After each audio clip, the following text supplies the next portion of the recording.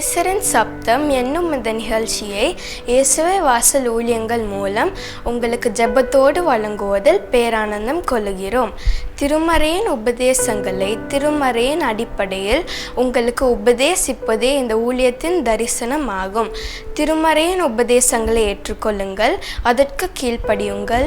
உங்கள் பாவங்களையும் சாபங்களையும் இயேசு நீக்குவார், கண்ணீர்களை துடைப்பார். நீங்கள் ஆசீர்வாதமாய் இருப்பீர்கள்.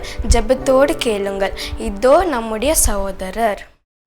ஆண்டவரும் கர்த்தருமாகிய இயேசு கிறிஸ்துவின் இனிய நாமத்தினாலே உங்கள் யாவரையும் இந்த நாளிலும் வாழ்த்துவதிலே மிகுந்த சந்தோஷம் கொள்கிறேன். ஆண்டவர் இயேசு கிறிஸ்து இந்த நாளிலும் தேவனுடைய வார்த்தைகளை உங்களோடு கூட பகிர்ந்து கொள்ளும் பாக்கியத்தை கொடுத்த தயவுக்காக நான் ஆண்டவருக்கு ஸ்தோத்திரம் சொல்கிறேன். ஆண்டவராகிய கர்த்தர் இந்த நாளிலும் வேத வசனத்தின் அடிப்படையிலே நம்மோடு கூட பேசுவார் என்று நான் ஆண்டவராகிய இயேசு கிறிஸ்துவுக்கு விசுவாசிக்கிறேன். தேவனுடைய வார்த்தைகளை கேட்கிறவர்களாக மட்டுமல்லாமல் அவைகளின்படி செய்கிறவர்களாயும் நாம் இந்த காலங்களிலே இருப்போமே என்று சொன்னால், கர்த்தர் நம்மை கொண்டு இந்த தேசத்திலே, இந்த மாநிலத்திலே, நாம் வசிக்கிற இந்த பகுதியிலே பெரிய காரியங்களை செய்கிற தேவனாக இருக்கிறார். விசுவாசத்தோடு தேவ சமூகத்திலே காத்திருப்போம். கர்த்தர் நம்மோடு கூட பேசுவார். நேற்றும் இன்றும் என்றும் மாறாத நல்ல தேவனே, நீ கொடுத்த இந்த அருமையான ஆராதனை வேலைக்காக உங்களுக்கு ஸ்தோத்திரம் சொல்கிறோம். எங்கள் நடுவிலே நீர் உலாவிக் கொண்டிருக்கிறீர் என்பதை நாங்கள் விசுவாசிக்கிறோம். எங்கள் ஒவ்வொருவருடைய இருதயத்தின் சிந்தனைகளையும் நீர் அறிந்திருக்கிறீர் என்பதையும் நாங்கள் ஏற்றுக்கொள்கிறோம். ஆண்டவரே, தேவரே, உடைய வேத வசனங்களை கொண்டு இந்த நாளிலே நீர் எங்களுக்கு என்ன ஆலோசனைகளை கொடுக்கிறீரோ அந்த ஆலோசனைகளுக்கு கீழ்ப்படிந்து அதன்படி வாழ்ந்து உடைய நாமத்தை எங்களது வாழ்க்கையிலே இந்த பூமியிலே மகிமைப்படுத்த கிருபை தாரும். அதன் மூலமாக அநேக ஜனங்கள் எங்களை சுற்றி வாழ்கிறவர்கள் இரட்சகராக ஏற்றுக்கொண்டு உடைய ராஜ்யத்திற்கு ஆயத்தப்பட கிருபை செய்தருளும். பேசுகிற என்னையும் உடைய கரங்களிலே கொடுக்கிறேன். உடைய ஆவியினால் நிரப்பி தேவனுடைய வார்த்தைகளை நாவிலே போட்டு நீர் பேசுவீராக, உடைய நாமத்தை மகிமைப்படுத்துவீராக. இயேசு கிறிஸ்துவின் நாமத்தை ஜெபிக்கிறோம் நல்ல பிதாவே, ஆமென். இந்த நாளிலும் திருச்சபையானது நமக்கு கொடுத்திருக்கிற செய்தியின் தலைப்பு தீண்ட தகாதவர்களை தொடுதல். தீண்ட தகாதவர்களை தொடுதல் என்ற தலைப்பு நமக்கு கொடுக்கப்பட்டிருக்கிறது. இந்த காலங்களிலே இந்த செய்தி மிகவும் அவசியமான ஒரு செய்தி என்று நான் ஆண்டவராகிய இயேசு கிறிஸ்துவுக்குள் விசுவாசிக்கிறேன்.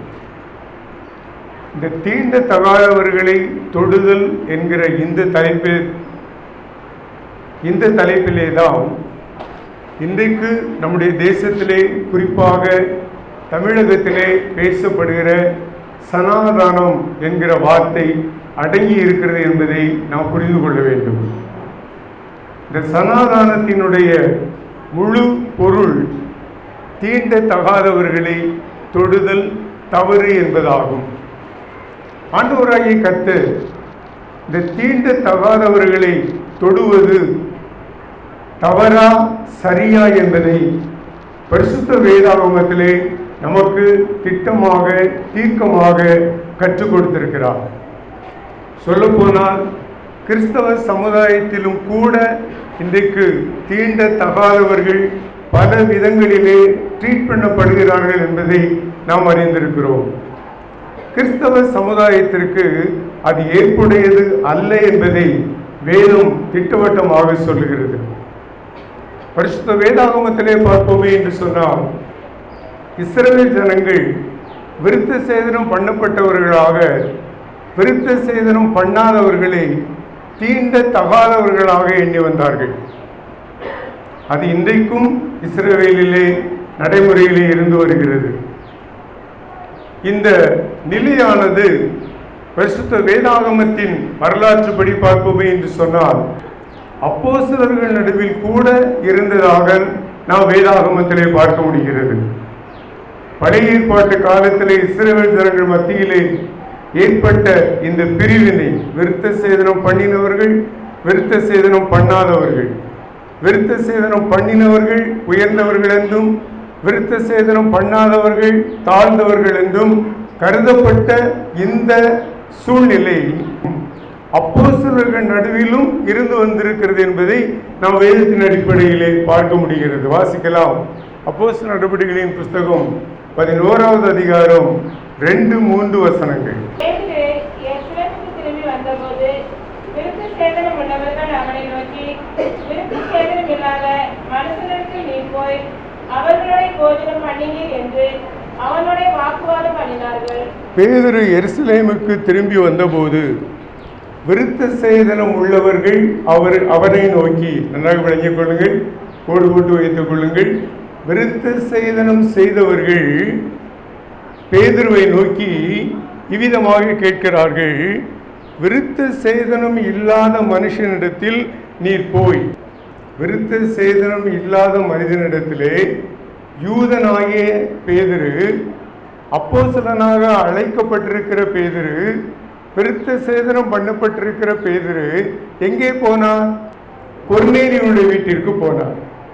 இந்த கொர்நேலியு ஒரு பெரிய நூற்றுக்கு அதிபதி, ஆனால் புறஜாதியான், விருத்த சேதனம் பண்ணப்படாதவன். நம்முடைய சமுதாயத்தில் இன்றைக்கு எந்த நிலை, உயர்ந்தவர்கள் தாழ்ந்தவர்கள் என்று ஜாதி வாரியாகவும் செல்வத்தின் வாரியாகவும் கல்வியின் வாரியாகவும் தரத்தின் வாரியாகவும் பிரித்து வைத்து இவர்களெல்லாம் தீண்டக்கூடாதவர்கள் என்று வைத்திருக்கிறோமோ, அதே போல நடைமுறையிலே இருந்து கொண்டிருந்திருக்கிறது. பேதுரு புறஜாதியானாகிய கொர்நேலியுடைய வீட்டிலே போய் அவர்களோடு கூட பந்தி இருந்தார் என்பதை அறிந்த அப்போஸ்தலர்கள் கேட்கிறார்கள், விருத்த சேதனம் இல்லாத மனுஷனிடத்தில் நீர் போய் அவர்களோட போஜனம் பண்ணினீர் என்று அவனோட வாக்குவாதம் பண்ணினார்கள். அவனோடு கூட வாக்குவாதம் பண்ணினார்கள். அருமையான தேவனுடைய ஜனமே, நம்முடைய கிறிஸ்தவ சமுதாயத்திலும் இன்றைக்கு உயர்ந்த ஜாதியான் தாழ்ந்த ஜாதியான் என்கிற நிலையிலே பல திருச்சபைகளிலே கூட இப்படிப்பட்ட வாக்குவாதங்கள் நடந்து கொண்டிருக்கிறது. திருநெல்வேலி மாவட்டத்திலே முக்கூடல் பக்கத்திலே ஒரு கிராமம் உண்டு. எனக்கு அந்த கிராமத்தினுடைய பெயர் ஞாபகத்தில் இல்லை. நான் அந்த கிராமத்திற்கு ஊழியத்திற்கு சென்றிருக்கிறேன். அந்த கிராமத்திலே 2 ஆலயங்கள் உண்டு. ஒன்று உயர் ஜாதி மக்கள் ஆராதிக்கிற ஆராதனை, மற்றொன்று தாழ்ந்த ஜாதி மக்கள் ஆராதிக்கிற ஆராதனை. என்னை கன்வென்ஷனுக்கு அழைத்திருந்தவர்கள் தாழ்ந்த ஜாதி மக்களாக கருதப்படுகிற அந்த சபையா. நான் அங்கே போய் ஆண்டவருடைய வார்த்தைகளை 3 நாட்கள் கொடுப்பதற்கு ஒப்புக்கொண்டு போயிருந்தேன். ஞாயிற்றுக்கிழமை ஆராதனையிலே உயர்ந்த ஜாதி மக்கள் என்னிடத்தில் வந்து, எங்களுடைய சபையிலே ஞாயிற்றுக்கிழமை நீங்கள் செய்தி கொடுக்க வேண்டும், ஆனால் அதன் பின்பு நீங்கள் இந்த சபையிலே வந்து கன்வென்ஷன் கூட்டம் நடத்தக்கூடாது. நாங்கள் உயர்ந்தவர்கள், இவர்கள் தாழ்ந்தவர்கள். இங்கு வருகிறவர்களை நாங்கள் பொதுவாக அழைப்பது இல்லை, ஆனால் எங்களுடைய ஜனங்கள் விரும்புவதினாலே நாங்கள் அழைக்கிறோம். அங்கு வந்த பின்பு நீங்கள் இந்த தாழ்ந்த ஜாதி மக்கள் ஆராதிக்கிற கிராமத்திலே வந்து தேவ செய்தி கொடுக்க கூடாது என்றார்கள். நான் அவரிடத்திலே ஒத்துக்கொள்ளவில்லை. இந்த கிறிஸ்தவ சமுதாயம் எப்படி இருக்குன்னு சொல்லி யோசித்து பாருங்க. இது வெளிப்படையாக தெரிந்த ஒரு சங்கதியை நான் உங்களிடத்திலே சொல்லி இருக்கிறேன். இப்படிப்பட்ட சங்கதி எல்லா திருச்சபைகளுக்குள்ளும் விசுவாசிகளுக்குள்ளும் போதகர்களுக்குள்ளும் இருந்து கொண்டே இருக்கிறது. நான் அறிந்த நிலையிலே சொல்லுகிறேன், சில போதகர்களை தாழ்ந்த ஜாதியை சார்ந்த மக்கள் எங்கள் வீட்டிலே வந்து ஜெபித்து விட்டு செல்லுங்கள் ஐயா என்று சொன்னால் நேரடியாக சொல்லுவார்கள், சபை ஊழியரை அனுப்புகிறேன், அவர் வந்து ஜெபித்து வருவார் என்று சொல்லுவார்கள். அதே போதகர் உயர்ந்த அந்தஸ்து உள்ள, உயர்ந்த அதிகாரியாக இருக்கிற, உயர் ஜாதியிலே இருக்கிற ஒரு குடும்பத்தார் வந்து கூப்பிட்டால் அவருடைய வீட்டிற்கு உடனே புறப்பட்டு போவார். இப்படிப்பட்ட போதகர்களையும் நான் சந்தித்திருக்கிறேன், பேசியிருக்கிறேன். அருமையான தேவஜனமே, இந்த காரியம் நம்முடைய சபையிலே அகற்றப்பட வேண்டும். நம்முடைய சபையிலே தீண்ட தகாதவர்களை தொடக்கூடாது, பேசக்கூடாது, உறவு வைத்துக் கொள்ளக்கூடாது என்கிற பண்பாடு இருக்குமே என்று சொன்னால் அது வேதத்தின் அடிப்படையிலே இன்றைக்கே களைவதற்கு நாம் தீர்மானிக்க வேண்டும். பேதுருவை பார்த்து அன்றைக்கு அப்போஸ்தலர் அதைத்தான் கேட்டார்கள், நீர் எப்படி கொர்நேலியுடைய வீட்டிலே போய் இந்த காரியத்தை செய்துவிட்டு நீர் வரலாம் என்று சொல்லி அவரோடு கூட கேட்டார்கள். பேதுரு அருமையாக பதில் சொல்கிறார். வாசியுங்கள் 6, 7, 8 வசனங்கள். 10வது அதிகாரத்திலே, அப்போஸ்தலர் 10வது அதிகாரத்திலே கொர்நேலியுவுக்கு ஆண்டவர் ஒரு அருமையான தரிசனத்தை கொடுக்கிறார். அந்த தரிசனத்தை தான் இந்த 6வது வசனத்தில் சொல்லுகிறார். பூமியில் உள்ள 4 கால் ஜீவன்களையும், காட்டு மிருகங்களையும், ஊரும் பிராணிகளையும், ஆகாயத்து பறவைகளையும் கண்டேன். அல்லாமலும் பேதுருவே எழுந்திரு, அடித்து புசி என்று என்னுடனே சொல்லுகிற சத்தத்தை கேட்டேன். ஒரு சத்தம் கேட்கப்படுகிறது, உனக்கு முன்னே இருக்கிற எல்லாவற்றையும் அடித்து புசி என்று சொல்லப்படுகிறது. பேதுரு அதற்கு பதில் சொல்லுகிறார். வாசியுங்கள். ஆண்டவரே, அப்படி அல்ல, தீட்டும் அசுத்தமாய் இருக்கிற யாதொன்றும் ஒரு காலும் என் வாய்க்குள்ளே போனதில்லை என்றேன்.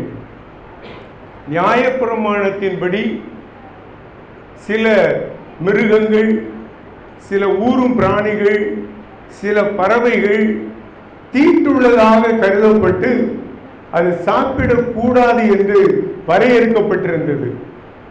யூதனாகிய பேதுரு, விருத்த சேதனம் பண்ணப்பட்டிருந்த பேதுரு, ஊழியத்திற்காக அழைக்கப்பட்ட அப்போஸ்தலனாகிய பேதுரு, நியாயப்பிரமாணத்தின்படி நான் கொர்நேலியுடைய வீட்டிற்கு போக முடியாது, போகக்கூடாது என்று தேவனோடு போராடின வேளையிலே தேவன் அவனுக்கு இப்படிப்பட்ட ஒரு அருமையான தரிசனத்தை கொடுக்கிறார். இதை அடித்து புசி என்கிறார். அது என்னுடைய பழக்கம் அல்ல என்று சொல்லுகிறார். தேவன் சொல்லுகிறார், நான் பரிசுத்தமாக்கினவைகளை நீ தீட்டாக எண்ணாதே என்று சொல்கிறார். ஆண்டவராகிய இயேசு கிறிஸ்துவின் இரத்தத்தினால் யார் யாரெல்லாம் பாவமர கழுவப்பட்டு ஞானஸ்தானம் எடுத்து திருச்சபையிலே விசுவாசிகளாக இருக்கிறார்களோ அவர்களிலே எவரொருவரும் தீட்டானவர்கள் அல்ல. திட்டமாக மனதிலே வைத்துக் கொள்ளுங்கள். எந்த ஜாதியானவங்க இருந்தாலும் சரி, எவ்வளவு பெரிய கல்விமானாக இருந்தாலும் சரி, எவ்வளவு பெரிய செல்வந்தனாக இருந்தாலும் சரி, எவ்வளவு பெரிய ஏழையாக இருந்தாலும் சரி, அவர்கள் மனம் திரும்பி இயேசு கிறிஸ்துவின் இரத்தத்தினாலே கழுவப்பட்டு பாவ மன்னிப்பு பெற்று ஞானஸ்தானம் எடுத்து திருச்சபையிலே சேர்க்கப்பட்டு விட்டார்கள் என்று சொன்னால் அவர்களிலே தீட்டுப்பட்டவர்கள் யாரும் கிடையாது. எல்லாரையும் ஒன்று போல பாவிக்க வேண்டும். இதைத்தான் ஆண்டவராகிய கர்த்தர் இந்த அதிகாரத்திலே பேதுருவை கொண்டு நமக்கு திட்டவட்டமாக சொல்கிறார்.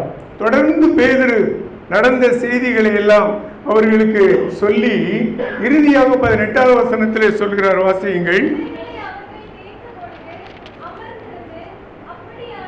அப்படியானால் ஜீவனுக்கு ஏதுவான மனம் திரும்புதலை தேவன் புறஜாதியாருக்கும் அருளச் செய்தார் என்று சொல்லி தேவனை மகிமைப்படுத்தினார்கள். யாரெல்லாம் யாரெல்லாம் பேதுருவை என்கொயரி பண்ணினாங்களோ அவங்க எல்லாரும் நடந்த செய்தியை கேட்டு பெரிய மனம் திரும்புதலை கண்டு தேவனை மகிமைப்படுத்தினார்கள். அப்படின்னு என்று சொன்னால் ரட்சிப்பு இஸ்ரவேலர்களுக்கு மட்டும் சுதந்திரமானது இல்லை. அதை தெளிவாக தெரிந்து கொள்ள வேண்டும்.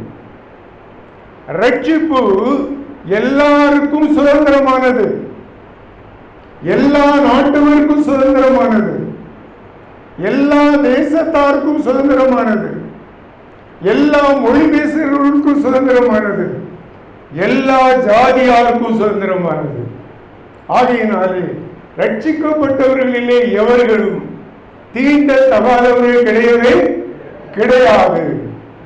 இப்படிப்பட்ட ஒரு பண்பாடு கிறிஸ்தவ சமுதாயத்திலே இருந்து நிச்சயமாக தொலைக்கப்பட வேண்டும் என்பதிலே விசுவாசிகளாகிய நாம் யாவரும் விழிப்புள்ளவர்களாக இருந்தால் நம்முடைய சபையில் ஒரு எழுப்புதல் உண்டாகும். ஆண்டவராகிய இயேசு கிறிஸ்து ஊழியம் செய்த காலங்களிலும் அவர் இந்த தீண்ட தகாதவர்களை தீண்டக்கூடாது, தொடக்கூடாது என்ற வரமுறையை மீறி ஒரு விருந்திலே அவர் கலந்து கொண்டார். வாசியுங்கள், மத்தேயு சுவிசேஷம் 9வது அதிகாரம் 9-10 வசனங்கள். பின்பு இயேசு வீட்டிலே போஜன பந்தி இருக்கையில் அநேக ஆயக்காரரும் பாவிகளும் வந்து இயேசுவோடும்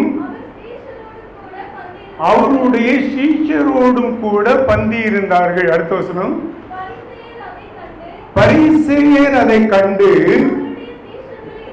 அவருடைய சீஷர்களை நோக்கி, உங்கள் போதகராகிய இயேசு தீண்டக்கூடாத ஆயக்காரரோடும் பாவிகளோடும் போஜனம் பண்ணுகிறது என்ன நியாயம் என்று சொல்லி கேட்டார்கள். பரிசேயர்கள் என்பவர் யார் தெரியுமா? இவர்கள் நியாய பிரமாணத்தை அந்த நாட்களிலே இஸ்ரவேலர்களுக்கு எழுதி கொடுத்தவர்கள். யார் யாரெல்லாம் நியாய பிரமாணம் எங்களுக்கு வேண்டும் என்று சொல்லுகிறார்களோ அதை எழுதி கொடுக்கிறவர்கள் இந்த பரிசேயர்கள். இன்றைக்கு நமக்கு வேதாகமம் அச்சிடப்பட்டு கொடுக்கப்பட்டிருக்கிறது. அன்றைக்கு அந்த நிலை கிடையாது. ஆகையினாலே நியாய பிரமாணம் பரிசேயர்களுக்கு நன்றாக தெரியும். அதன் அடிப்படையிலே கேட்கிறார்கள், ஆயக்காரன் வரி வசூலிக்கிறவன், அநியாயமாக மக்களிடத்திலே வரி வசூலிக்கிறவன், பாவி பாவத்திலே அக்கிரமத்திலே நியாயப்பிரமாணத்தை மீறி தேவனுக்கு விரோதமாக வாழ்கிறவர், அவர்களோடு கூட எப்படி பரிசுத்தமானவர் என்று சொல்லப்படுகிற விருத்த சேதனம் பண்ணப்பட்ட யூதனாகிய இந்த இயேசு பந்தி இருக்கலாம் என்று கேட்டார்கள்.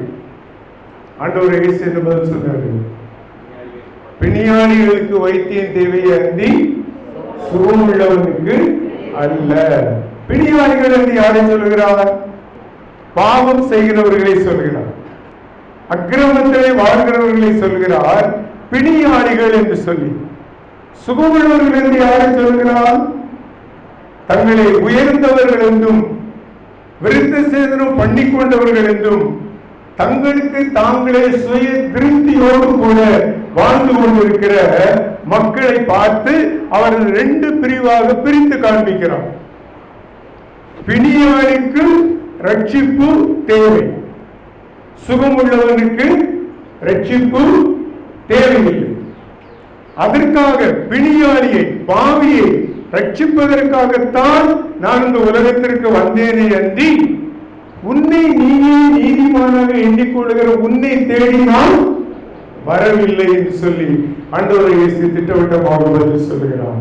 இன்றைக்கும் கிறிஸ்தவ சமுதாயத்திலே பார்க்கிறீர்கள் என்று சொன்னால், சபையிலே கிறிஸ்தவ சபையிலே ஒரு சபை கூட்டம் இருக்கிறது. அவர்கள் மற்ற சபையில் உள்ள எந்த விசுவாசிகளோடும் எந்த உறவும் வைத்துக் கொள்ள மாட்டார்கள். யார் என்று உங்களுக்கு தெரியும் என்று நினைக்கிறேன். ஆனாலும் சொல்ல நான் விருப்பப்படவில்லை. உங்களுக்கு எவ்வளவு நட்பாக இருந்தாலும் சரி, எவ்வளவு உறவாக இருந்தாலும் சரி, அண்ணன் தம்பி அக்கா தங்கச்சாக இருந்தாலும் சரி, அந்த சபையிலே விசுவாசியாக ஐக்கியமாக இருந்தால், உங்களது வீட்டிலே அண்ணன் தம்பி வீடாக இருந்தாலும் சரி, அக்கா தங்கச்சி வீடாக இருந்தாலும் சரி, என்ன வைபவம் நடந்தாலும் அவர்கள் வந்து கலந்து கொள்ளவே மாட்டார்கள். ஏன் என்று சொல்லி கேட்டால் தெளிவாக சொல்லுவார்கள், நாங்கள் எல்லாம் பரிசுத்த ஆவியின் அபிஷேகத்தை பெற்று பரிசுத்தமாக வாழ்கிறவர்கள். நீங்கள் எல்லாரும் ஒவ்வொருத்தரும் ஒன்று சொல்லுவாங்க. சரியா? கிறிஸ்தவ சமுதாயத்தில் இந்த 22வது நூற்றாண்டில் 2024வது ஆண்டிலும் இந்த நிலை இருந்து கொண்டிருக்கிறது. வேதத்திற்கு புறம்பான ஒரு காரியம். நன்றாக விளங்கிக் கொள்ள வேண்டும். ஏன் இது இருக்கிறது? வேதத்தை, சத்தியத்தை சரியாக அறிவிக்கிற போதகர்களும் ஊழியர்களும் சுவிசேஷகர்களும் இன்றைக்கு திருச்சபையிலே இல்லை, எண்ணக்கூடியவர்களாக இருக்கிறோம். இப்படிப்பட்ட சத்தியங்கள் எல்லாம் திருச்சபையிலே போய் சேராதபடியினாலே இன்றைக்கும் திருச்சபையிலே ஏற்றத்தாழ்வுகள் காணப்படுகிறது. அப்போஸ்தலருடைய காலங்களிலே அப்போஸ்தலருடைய பாதத்திலே எல்லாவற்றையும் விற்று கொண்டு வந்து வைத்தார்கள். அவர்கள் எல்லாவற்றையும் பொதுவாக வைத்து அனுபவித்தார்கள். யாருக்கும் எந்த குறைவும் இல்லை, யாரிடத்திலும் ஏற்றத்தாழ்வும் இல்லை. அப்ப அது இன்னைக்கு கிறிஸ்தவத்தில் அப்ளை ஆகாதா?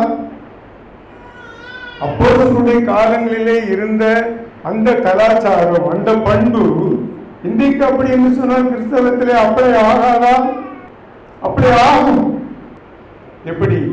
இப்ப எல்லாவற்றையும் பொதுவாக வைத்து அனுபவித்தார்கள். அது வேத வசனம். நாம எப்படி அப்படி நடக்கிறது? எல்லாத்தையும் வித்து கொண்டு கொடுக்க முடியாது. எனக்கு ஒரு 1000 ரூபாய் இருக்கிறது என்று சொல்லி வைத்துக் கொள்ளுங்கள். எனக்கு ஒரு ரூபாய் தான்.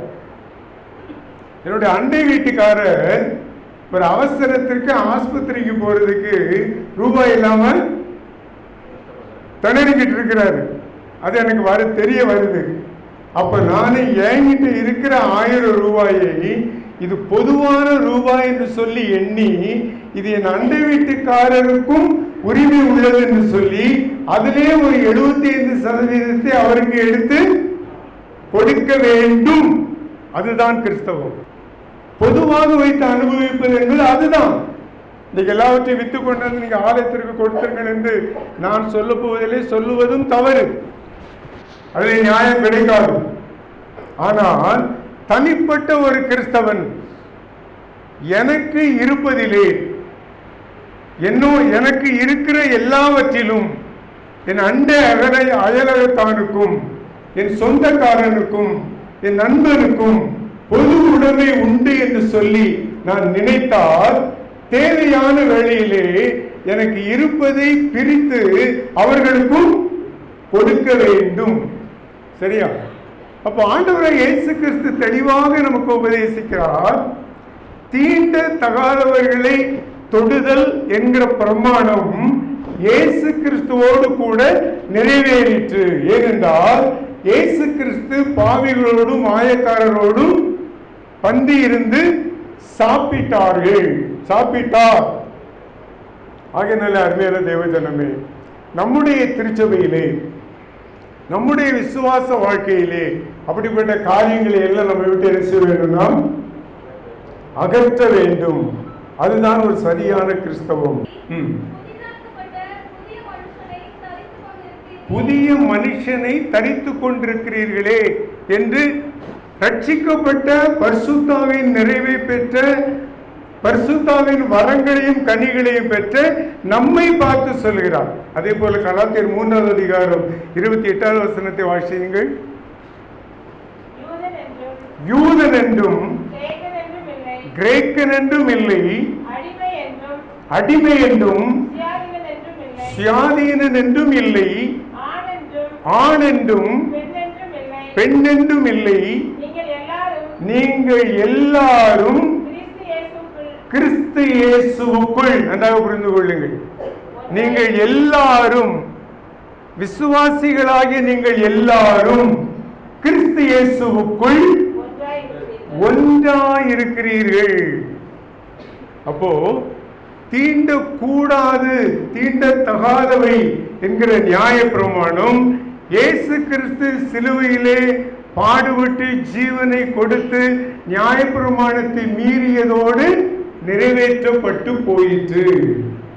அதனாலே புதிய ஏற்பாட்டிலே தீண்டத்தகாதவைகள் என்று சொல்லி ஒன்றும் கிடையவே கிடையாது. அந்த பண்பாடு நம்மிடத்திலே இன்னும் இருக்குமே என்று சொன்னால் கிறிஸ்து இயேசுவுக்குள் அதை தீர்மானித்து எடுத்து போட்டு விடுங்கள். யாவரையும் சமமாக எண்ணுவோம், சமமாக கருதுவோம்.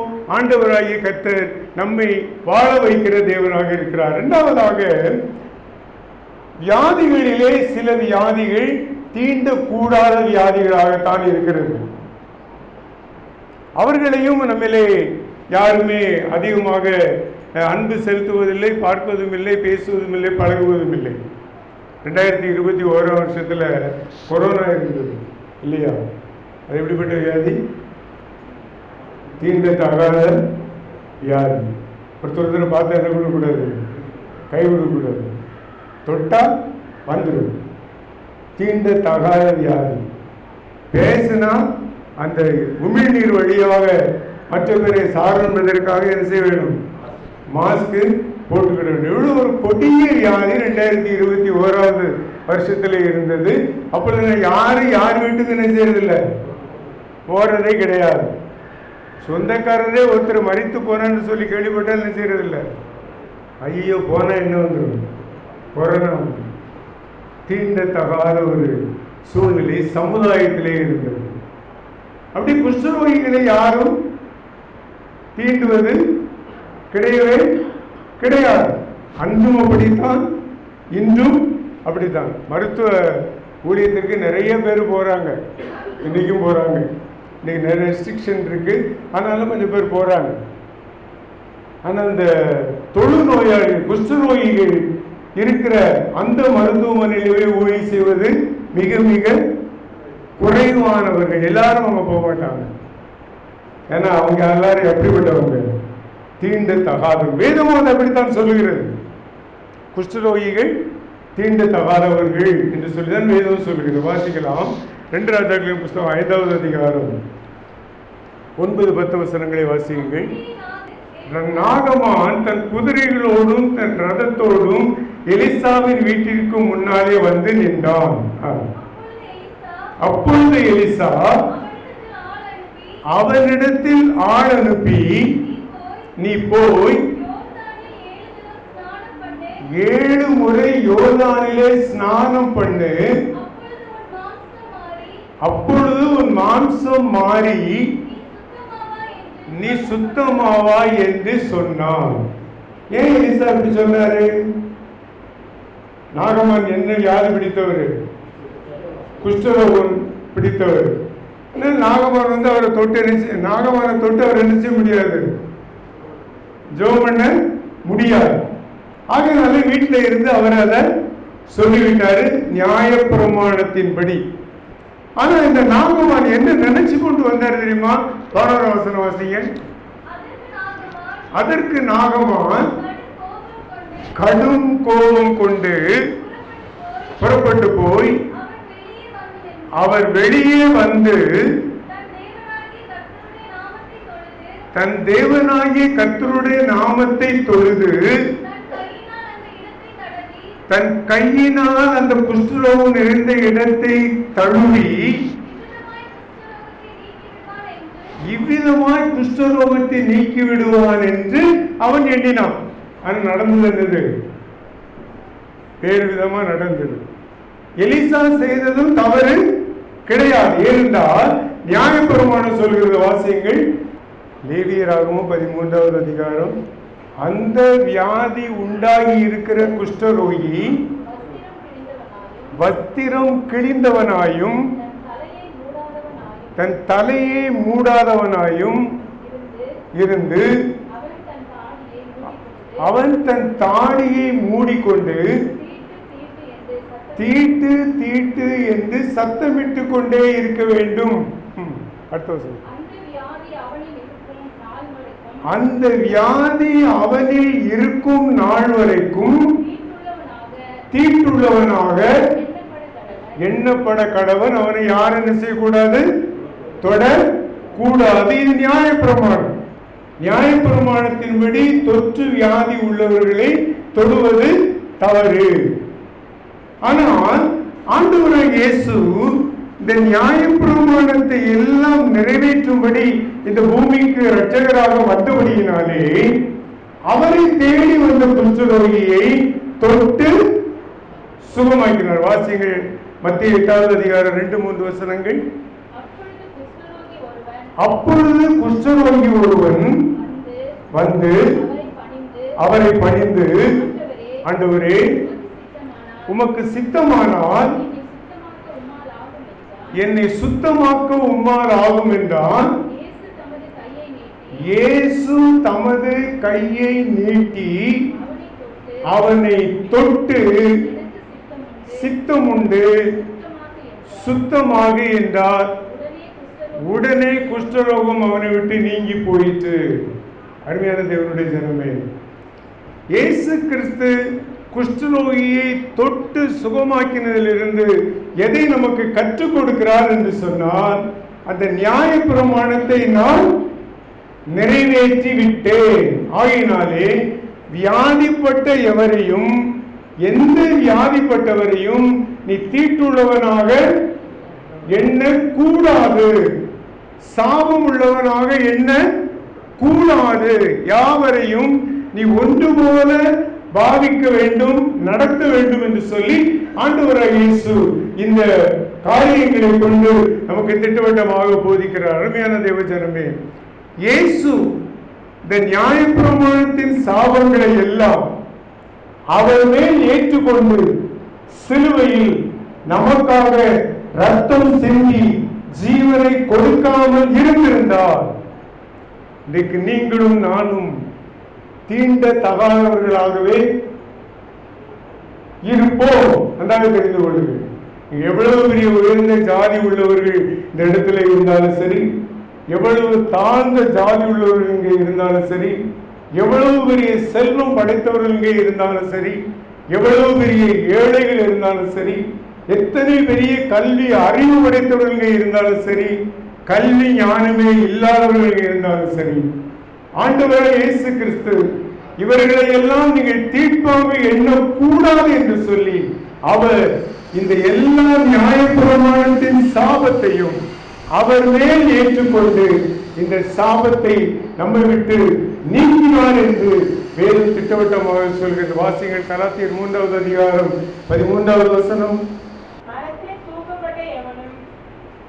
மரத்திலே தூக்கப்பட்ட எவனும் சபிக்கப்பட்டவன் என்று எழுதியிருக்கிறபடி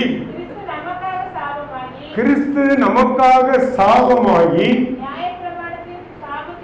நியாயப்பிரமாணத்தின் சாபத்திற்கு நம்மை நீங்களாக்கி மீட்டுக் கொண்டார். நியாயப்பிரமாணத்தினால் இஸ்ரவேலர்கள் உயர்ந்தவர்களாக கருதப்பட்டார்கள். இயேசு கிறிஸ்து அந்த நியாயப்பிரமாணத்தின் சாபத்தை அவர் மேல் ஏற்றுக்கொண்டு இந்த சாபத்தை எல்லாம் நீக்கினபடியினாலே இஸ்ரவேலர் அல்லாத நாமும் இப்பொழுது சரிசமமாக தேவனுக்கு முன்பதாக காணப்படுகிறோம். தேவனுக்கு முன்பதாக சரிசமமாக காணப்படுகிற நாம் அனைவரும் விசுவாசிகளாக இருக்கிறபடியினால், கிறிஸ்துவின் மேல் நம்பிக்கை உள்ளவர்களாக இருக்கிறபடியினால், நம்மோடு கூட வாழ்கிற யாரையும் தீண்ட தகாதவர்களாக எண்ணவே கூடாது. அந்த காரியத்தை இன்றைக்கு நாம் திட்டவட்டமாக தீர்மானிக்க வேண்டும். ஏனென்றால் இயேசு நம்மேல் இருந்த சாபத்தை அவர் மேல் சுமந்து கொண்டார், நம்முடைய சாபத்தை எல்லாம் நீக்கிவிட்டார். சாபம் நீக்கப்பட்ட நாம் யாவரும் ஒன்று போல அன்புள்ளவர்களாக, சமாதானம் உள்ளவர்களாக, இரக்கம் உள்ளவர்களாக, அன்புள்ளவர்களாக இருக்க வேண்டும் என்று சொல்லியே இந்த தீண்ட தகாத சமாதானத்தை இயேசு சிலுவையிலே நிறைவேற்றினார். இன்றைக்கு இந்த சமாதான கொள்கை என்பது உலகத்திலே கிடையவே கிடையாது. இயேசு சிலுவையிலே அதை சுமந்து தீர்த்து விட்டார். ஆகினாலே இந்த நாட்களிலே நம்மை நாமே சற்று ஆராய்ந்து பார்ப்போம். ஆண்டவரே, என்னிடத்திலே இந்த ஏற்றத்தாழ்வு எந்த பகுதியிலாவது காணப்படுகிறதா? என்னுடைய ஜாதியினால், என்னுடைய பணத்தினால், என்னுடைய கல்வியினால், என்னுடைய உயர் அந்தஸ்தினால், உயரிய பதவியினால் எந்த இடத்திலாவது என்னிடத்திலே இந்த தீண்டாமை என்கிற பண்பு காணப்படுகிறதா? ஆண்டவருடைய இயேசு கிறிஸ்துவிடத்திலே ஒப்புக் கொடுப்போம். தீண்டத்தகாமல் இருந்த நம்மை அவர் சிலுவையிலே சாபத்தை ஏற்றுக்கொண்டு தீண்டக்கூடியவர்களாக நம்மை மாற்றினார். நம்மை மாற்றின ஆண்டவரை இயேசு கிறிஸ்துவுக்கு நம்மை ஒப்புக் கொடுப்போமே என்று சொன்னார். நம்முடைய சபையிலும் நம்முடைய கிறிஸ்தவ சமுதாயத்திலும் ஏற்றுத்தாழ்வுகள் நீங்கி சந்தோஷமாக, ஐக்கியமாக, சாட்சியாக இந்த பூமியிலே வாழ முடியும். தலைகளை தாழ்த்தி ஆண்டவரை இயேசுவை நோக்கி பார்ப்போம். தேவன் நம்மோடு கூட பேசியிருக்கிறார். நாம் எப்படிப்பட்டவர்களாக இந்த ஆராதனையிலே அமர்ந்திருக்கிறோம் யோசித்து பார்ப்போம். ஜாதி பெருமையாக, செல்வ பெருமை உலகத்திலே காணப்படுகிறதா? உயர்ந்த குடும்ப அந்தஸ்து நம்மிடத்திலே காணப்படுகிறதா? கல்வி பெருமை நம்மிடத்திலே காணப்படுகிறதா? தீண்டக்கூடாதவர்களாக இருந்த நம்மை இயேசு நேசிக்கப்படுகிறானே, நம்மே இந்த சாபத்தை அவர் ஏற்றுக்கொண்டு நியாயப்பிரமாணத்தை நிறைவேற்றினார். அன்பான தேவதனமே, நீ தீர்மானிப்பாயா? யாரையும் தீண்ட தகாதவர்களாக நான் இனிமேல் எண்ண மாட்டேன். எந்த வியாதிக்காரரையும் தீண்ட தகாதவராக எண்ணி நான் அவரை விசாரிக்காமல் இருக்க மாட்டேன். ஆண்டவருடைய புகழ்வோமா? தேவன் நம்மை தேடி வந்திருக்கிறார். தேவன் நம்மோடு கூட ஈடுபட்டுக் கொண்டிருக்கிறார். தேவன் நம்மோடு கூட பேசிக் கொண்டிருக்கிறார். தீர்மானிக்க வேண்டியது உங்களுடைய பண்பு. குறைகள் நிறைந்தவன் நானெந்தோ அதை தெரிந்தும் அழைத்தது ஏனென்றே. குறைகள் நிறைந்தவன் நானெந்தோ அதை தெரிந்தும் அழைத்தது ஏனென்றே. கருவில் இருந்து உன்னை தெரிந்தவன் நான், கருவில் இருந்து உன்னை தெரிந்தவன் நான், பின்னே வாயமும் சென்றான், பின்னே வாயமும் சென்றான்.